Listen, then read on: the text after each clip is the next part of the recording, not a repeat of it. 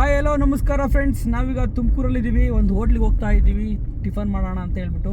ಅಲ್ಲಿ ಸ್ಪೆಷಲ್ಲು ಮಸಾಲೆ ದೋಸೆ ತಿನ್ನೋಕ್ಕೆ ಅಂತ ಹೋಗ್ತಾ ಇದ್ದೀವಿ. ಈಗ ನಮ್ಮದು ಒಂದು ಪ್ರೀ ವೆಡ್ಡಿಂಗ್ ಶೂಟ್ ಇತ್ತು ಇಲ್ಲಿ ಮಾರ್ಕೆಟಲ್ಲಿ. ಫಸ್ಟ್ ಲೊಕೇಶನ್ ಶೂಟ್ ಮುಗಿಸ್ಕೊಂಡು ನಾನು, ಅಶ್ವಿನ್ ಬ್ರೋ, ಹಂಗೆ ಗಣೇಶ್ ಬ್ರೋ ಎಲ್ಲ ಟಿಫನ್ಗೆ ಹೋಗ್ತಾ ಇದ್ದೀವಿ. ಬನ್ನಿ ನಾವೆಲ್ಲ ಹೋಗ್ತೀವಿ ಅಂತ ನೋಡೋಣ, ನಾವೆಲ್ಲ ಹೋಗ್ತೀವಿ ಅಂತ ತೋರಿಸ್ತೀವಿ ಬನ್ನಿ.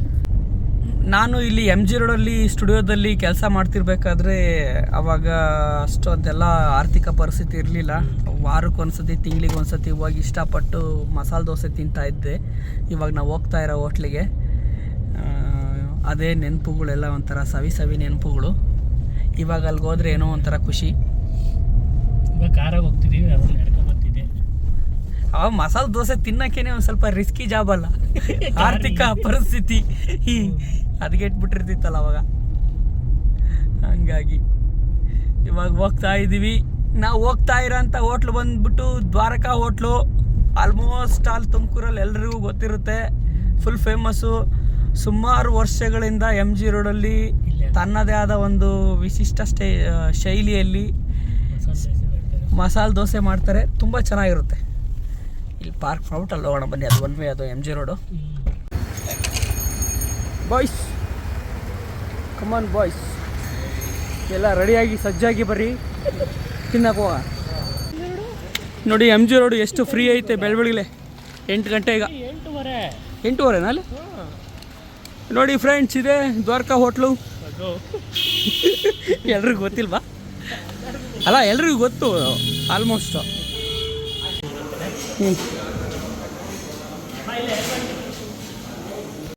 ನನ್ನ ಫ್ಲೇವರ್ ಏನು ಅವಳ ಲೀಲಾ ಚಿನ್ನು ಯಾಕೆ ಬಿಟ್ಟದೆ ಚಿನ್ನು ಅಂತ ಫೇಮಸ್ ಆಯ್ತಲ್ಲ. ಇವಳು ನನ್ನ ಫ್ಲೇವರ್ ಅವನು ಹೇಳಿದ ಏನೋ ಬಿಡಪ್ಪ. ಅವ್ರ ಕಷ್ಟಕ್ಕೋಸ್ಕರ ಅವರು ವೀಡಿಯೋ ಮಾಡ್ಕೊಂಡ್ರೆ ಎಲ್ಲ ಟ್ರೋಲ್ ಥರ ಎಲ್ಲ ಇದನ್ನ ಮಾಡಿ. ನನ್ನ ಮಗ ನನಗೆ ನ್ಯೂಸ್ ಚಾನಲ್ಲಾಗೆ ನಿಮಗೆ ನೀವು ಎಷ್ಟು ಕೊಡ್ತೀರಾ ಅಂತಾರೆ. ಅವಳು 10,000 ಹೇಳ್ತಾಳೆ. ಏನಕ್ಕೆ ಬರಕ್ಕೆ ಅವ್ರ ಚಾನಲಿಗೆ ಮಾತಾಡೋಕ್ಕೆ. ಯಾರು ಇವನು ಗಂಡ ಅಳ್ತಾನಲ್ಲ ಅವನು. 10,000 ಫಸ್ಟ್ 2,000 ಅಂತಾರೆ. ಏನು ಮೇಡಮ್, ಇಲ್ಲ ನಾನು ಬರಲ್ಲ, ಕಟ್ ಮಾಡಿರಿ ಫೋನ್ ಅಂತಾರೆ.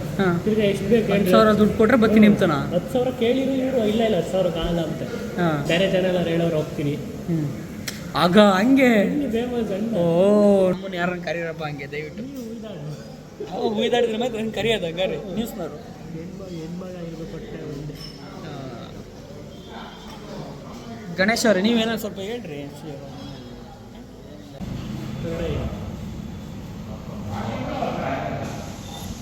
ಉಪ್ಪಿನಕಾಯಿ ಕೊಟ್ಟು, ಉಪ್ಪಿನಕಾಯಿ ಚೆನ್ನಾಗಿರುತ್ತೆ.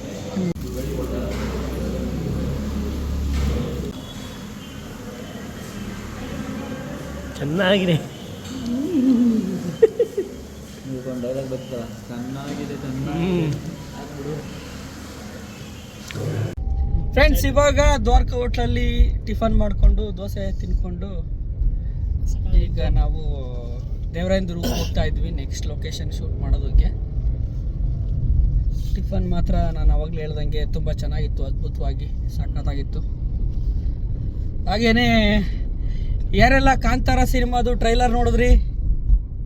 ನಾನು ನೋಡಿದ್ರೆ ಸಖತ್ತಾಗಿತ್ತು. ನೀವು ನೋಡಿದ್ರಾ? ನಾವು ನೋಡಿದ್ವಿ, ಎಲ್ಲರೂ ಒಂದೇ ಸತಿ ನೋಡಿದ್ವಿ, ಸುಮ್ಮನೆ ಹಂಗೆ ಬಿಲ್ಡಪ್ ಕೊಟ್ವಿ ಅಷ್ಟೇ. ತುಂಬ ಸಖತ್ತಾಯಿತು. ನಾವಂತೂ ನಮ್ಮ ಹತ್ರ 7.1 ಸಬ್-ವೂಫರು ಇದ್ದಿತ್ತು, ಸೌಂಡ್ ಸಿಸ್ಟಮು ಹಾಕ್ಕೊಂಡೆಲ್ಲ ಫುಲ್ಲು ಡಾರ್ಕ್ ರೂಮ್ ಮಾಡ್ಕೊಂಡು ದೊಡ್ಡ ಮಾನಿಟ್ರಲ್ಲಿ ನಮ್ಮ ಸ್ಪಾಟಿಗೆ ಹಾಕ್ತೀವಲ್ಲ ಟಿವಿಗಳು ಮದುವೆಗೆ, ಅದ್ರಲ್ಲಿ ಹಾಕ್ಕೊಂಡು ನೋಡಿದ್ರೆ ಅಬ್ಬಬ್ಬ ಏನು ವಿಜುವಲ್ಸು.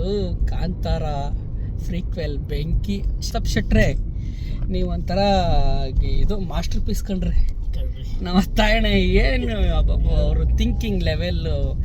ಪಾರ್ಟ್ 1 ಪಾರ್ಟ್ 2 ಸಿನಿಮಾಗಳು, ಪಾರ್ಟ್ 1 ಪಾರ್ಟ್ 2 ಅಂದರೆ ಡಿವೈಡ್ ಮಾಡಿ ರಿಲೀಸ್ ಮಾಡಿರೋಂಥ ಸಿನಿಮಾಗಳು ಸುಮಾರು ನೋಡಿದ್ದೀವಿ. ಬಟ್ ಕಂಟಿನ್ಯೂಯೇಷನ್ ತಗೊಂಡೋಗೋದು ಇದೆಯಲ್ಲ ಒಂದರಿಂದ ಇನ್ನೊಂದಕ್ಕೆ, ಈಗ ಆಡಿಯನ್ಸ್ನ ಕೂರಿಸ್ಬೇಕಲ್ಲ, ಹಿಡಿದಿಡ್ಬೇಕಲ್ಲ ನಮಗೆ. ನಾನು ಆಲ್ಮೋಸ್ಟ್ ಆಲು ನಾವು ಬಂದಂಗೆ ನಾನು ಯಾವುದು ಆಲ್ಮೋಸ್ಟ್ ಆಲು ಟೀಸರ್ಗೆ ವೆಯ್ಟ್ ಮಾಡಿ ಇವಾಗ ಬಿಡ್ತಾ ಇದ್ದಾರೆ ಅಂತ ಸೆಕೆಂಡ್ ವೈಸು ನಾವು ಕಾದು ಕುತ್ಕೊಂಡು ಟೀಸರ್ ನನಗೆ ಯಾವುದು ಜ್ಞಾಪನ ಇಲ್ಲ, ನಾನು ಯಾವುದು ನೋಡೂ ಇಲ್ಲ. ಫಾರ್ ದಿ ಫಸ್ಟ್ ಟೈಮ್ ಇದೇ ಕಾಂತಾರ ಫ್ರೀಕ್ವೆಲ್ದು ಇದ್ರದ್ದೇ ಟೀಸರೇ ಫಸ್ಟ್ ಅಲ್ಲ ಟ್ರೈಲರೇ ಫಸ್ಟ್ ಕುತ್ಕೊಂಡು ನೋಡಿರೋದು ನಾವು.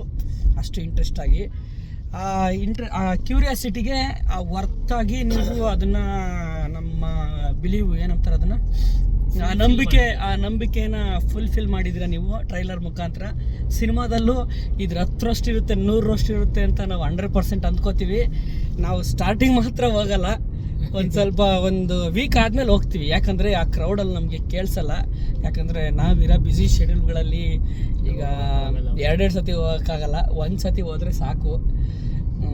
ಬೇಗ ಅರ್ಥ ಮಾಡ್ಕೊಂಬಿಟ್ಟು ಆ ಸಿನಿಮಾನ ಹೆಂಗಿದೆ ಅಂತ ನೋಡ್ಬಿಟ್ಟು ಇನ್ನೊಂದು ಸತಿ ಒಂದು ವಿಡಿಯೋ ಮಾಡೋಣ ಅವಾಗ ಒಂದು ಸತಿ.